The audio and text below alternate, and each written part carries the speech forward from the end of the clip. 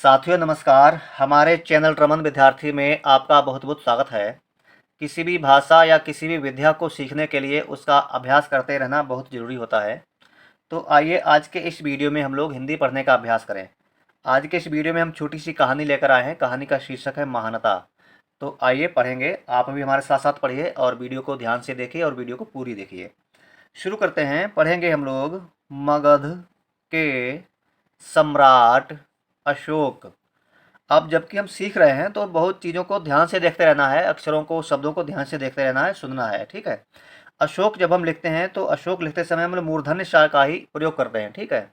इस तरह से ये भी ध्यान रखना है कि अशोक जब हमने पढ़ा है तो अशोक में कौन सा सा है, मूर्धन्य सा है।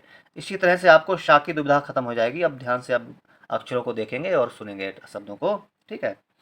तो पढ़ेंगे। मगध के सम्राट अशोक को इतिहास में अशोक महान के नाम से जाना जाता है। जो गुण किसी व्यक्ति को महान बनाते हैं वे अशोक में स्वाभाविक, फिर से सुन लें शब्द को, स्वाभाविक रूप से थे। सच्चा राजा वही होता है जो अपनी प्रजा का पालन अपनी संतान की तरह करता है। जिसके दरवाजे, अब यहाँ पर वा को ध्यान से देखिए, दरवाजे यानी दरवाजा जब लिखते हैं तो वा लिखते हैं, बा नहीं लिखते हैं, ठीक है। दरवाजे न्याय के लिए हमेशा, हमेशा में भी तालाबी शाही लिखते हैं, ठीक है, हमेशा खुले रहते हैं। जो गरीबों के दुख दर्द को समझता है और उनके कष्ट दूर करने का प्रयास करता है। सम्राट अशोक के राज्य में एक बार भयंकर अकाल पड़ा। वर्षा न होने से खेतों में खड़ी फसलें सूख गईं। यहाँ पर वर्षा में मूर्धन्य सा लिखा है तो आप ध्यान रखेंगे, वर्षा जब लिखेंगे तो मूर्धन्य सा ही लिखेंगे, ठीक है। वर्षा न होने से खेतों में खड़ी फसलें सूख गईं। आगे पढ़ेंगे। प्रजा के सामने भूखों मरने का संकट आ गया। यही समय था जब सम्राट अशोक ने प्रजापालक और जीवन रक्षक के रूप में राज्य के सभी अनाज भंडार जनता के लिए खोल दिए। यहाँ पर जीवन में वा लिखेंगे, ठीक है, बा नहीं लिखेंगे, जीवन में वा लिखते हैं। आगे पढ़ेंगे। गांव-गांव और नगर के विभिन्न स्थानों पर राज्य के कर्मचारी गरीब जनता को अनाज बांटते थे। सुबह होते ही जनता की भीड़ इन स्थानों पर इकट्ठी हो जाती थी। शाम तक राज्य के सेवक जनता को आवश्यकता के अनुसार अनाज बांटते थे।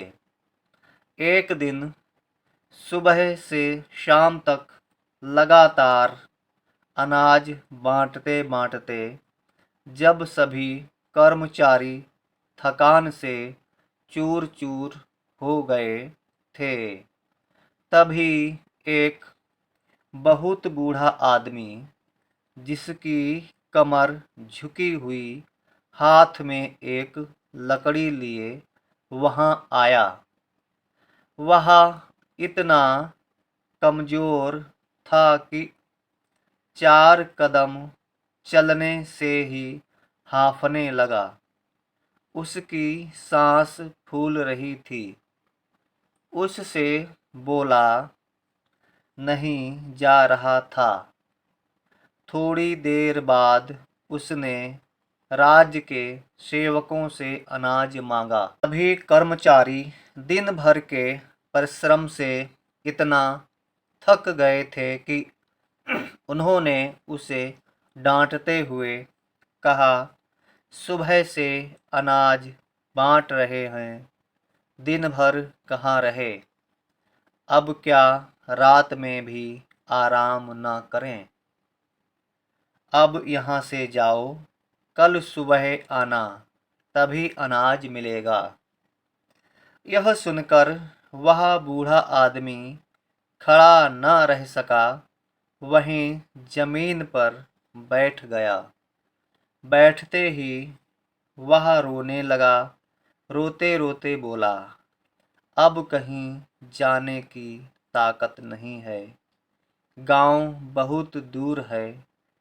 कई दिन से भूखा हूँ, यहीं पड़ा रहूँगा। अगर सुबह तक जिंदा रहूँ तो अनाज दे देना। पास में ही एक स्वस्थ तेजवाज युवक खड़ा था। उसने अपने पास से एक मीठा फल निकालकर उस बूढ़े को खाने के लिए दिया और फिर जोरदार आवाज में उन राज्य के सेवकों से कहा, बेचारा बूढ़ा बहुत कमजोर है, कई दिनों से कुछ खाया भी नहीं है। बहुत देर से देख रहा हूँ, कमजोरी के कारण बार बार भीड़ इसे पीछे धकेल देती थी। इसे अभी अन्न दे दो। राज कर्मचारी उस युवक की रौबदार आवाज से प्रभावित हो गए। एक बार और सुन लें। प्रभावित हो गए और उस बूढ़े को उसकी ज़रूरत से कुछ ज़्यादा ही अनाज दे दिया। उस युवक की सहायता से उस बूढ़े ने अपनी चादर में अनाज बांधकर गठरी बना ली। जब वह गठरी उठाकर अपने सिर पर रखने लगा तो फिर गिर पड़ा। युवक ने कहा, लाओ गठरी मुझे दो, मैं ही इसे तुम्हारे घर तक पहुंचाए देता हूँ। युवक गठरी उठाकर धीरे धीरे उस बूढ़े के पीछे चलने लगा। बूढ़े का घर नगर के बाहर एक गांव में था। चलते चलते जब वे उस गांव के पास पहुंच गए तो उन्हें राज्य के सैनिकों की एक टुकड़ी मिली। उस टुकड़ी के नायक ने जैसे ही उसके युवक को होना चाहिए उस युवक को देखा तो तुरंत घोड़े से उतरकर फौजी ढंग से सम्मान प्रकट किया।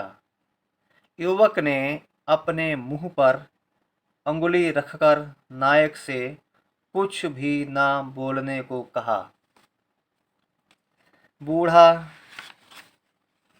बूढ़ा समझ नहीं पा रहा था कि यह युवक कौन है। बूढ़ा रुककर खड़ा हो गया और उस युवक से बोला, सच सच बताइए आप कौन हैं? युवक ने मुस्कुराकर कहा। एक बार फिर से सुने शब्द को। मुस्कुराकर कहा, मैं एक नौजवान हूँ और आप बूढ़े हैं, कमज़ोर हैं। आपकी सहायता करना मेरा धर्म है। इससे अधिक जानने की ज़रूरत भी क्या है? बूढ़ा अब कुछ कुछ समझ रहा था कि यह युवक कोई साधारण युवक नहीं है। इसलिए फिर बोला, क्या मैं अपनी इतनी सहायता करने वाले युवक का नाम नहीं जान सकता? तब तक दोनों उसे बूढ़े की कुटिया तक पहुंच गए थे। उस होना चाहिए यहाँ पर। उस बूढ़े की कुटिया तक पहुंच गए थे। युवक ने गठरी घर के अंदर रखते हुए कहा, मेरा नाम अशोक है। बूढ़ा रोते हुए अशोक के पैरों में गिर पड़ा। बोला, सम्राट अशोक, आप महान हैं, सचमुच महान। तो दोस्तों, ये था आज का वीडियो जिसमें हम लोगों ने हिंदी पढ़ने का अभ्यास किया। उम्मीद करते हैं वीडियो आपको पसंद आई होगी। तो लाइक कर देना हमारे इस वीडियो को, और हमारे चैनल रमन विद्यार्थी को सब्सक्राइब भी कर लीजिए। मिलेंगे हमारे अगली वीडियो में, तब तक के लिए जय हिंद, जय हिंदी।